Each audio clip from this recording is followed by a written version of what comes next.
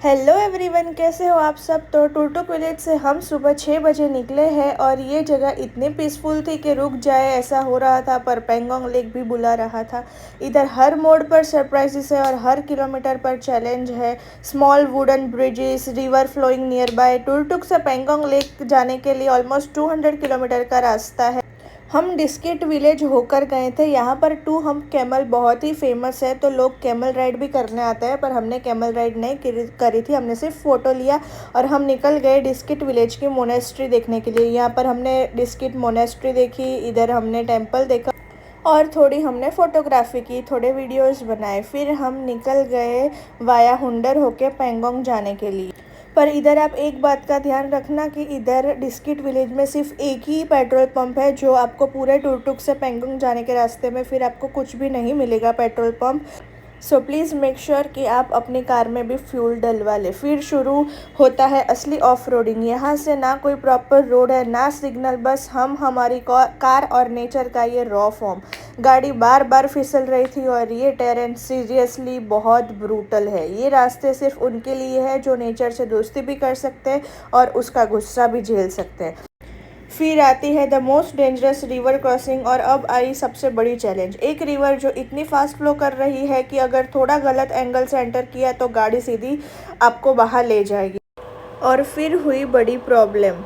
हमारी आगे जो कार थी वो जा रही थी और वो बीच में ही पानी में फंस गई।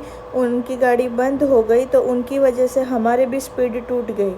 अभी हमारी भी गाड़ी पिकअप फिर ले नहीं रही थी, आरपीएम ड्रॉप हो गया। कितना ट्राई किया पर हमारी गाड़ी पिकअप ले ही नहीं रही थी। फिर हमने कितनी कोशिश की, सबने धक्का लगाया मिलके, पर फिर भी नहीं हो पाया। फिर हमने ऑलमोस्ट 30-35 मिनट्स वेट की और फिर सामने से एक ट्रक आई। फिर हमने ट्रक से रिक्वेस्ट की कि हमें हेल्प कर दो, हमारे पास टोइंग रोप है। तो उन्होंने फिर हाँ बोला। फिर हमने अटैच की टोइंग रोप और थोड़ी सी कार रिवर्स ली और फिर फुल एक्सेलरेटर देकर हमने फाइनली ये रिवर पास कर ही ली। डूब जाने के चांसेस हो जाते हैं, इसलिए इधर के लोकल्स ऐसा बताते हैं कि रिवर क्रॉसिंग करनी है तो 12 बजे से पहले कर लेनी चाहिए दोपहर।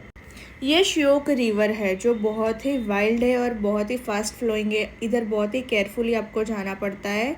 और फिर फाइनली रिवर क्रॉसिंग करने के बाद लगा जैसे दूसरी दुनिया में आ गए। रोड्स अभी भी ऑफ रोडी है बट कंपैरेटिवली थोड़ा बेटर है। फाइनली 15 आवर्स का non stop off roading, river crossing और फुल सर्वाइवल मोड, हम पहुंच गए पेंगोंग रात को 9 बजे। फिर हमने रात को वहाँ पर स्टे किया और फिर नेक्स्ट मॉर्निंग हमने ये ब्यूटीफुल सा नज़ारा देखा। ये लेक फेमस है for its changing colours from blue to green to grey depending on the time of day and sunlight.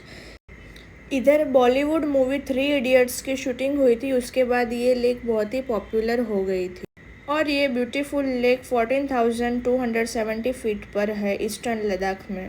इसकी लेंथ अबाउट 134 किलोमीटर्स बताई जाती है और इसका हाफ पोर्शन 60% है चाइना में और रेस्ट इज़ इन इंडिया।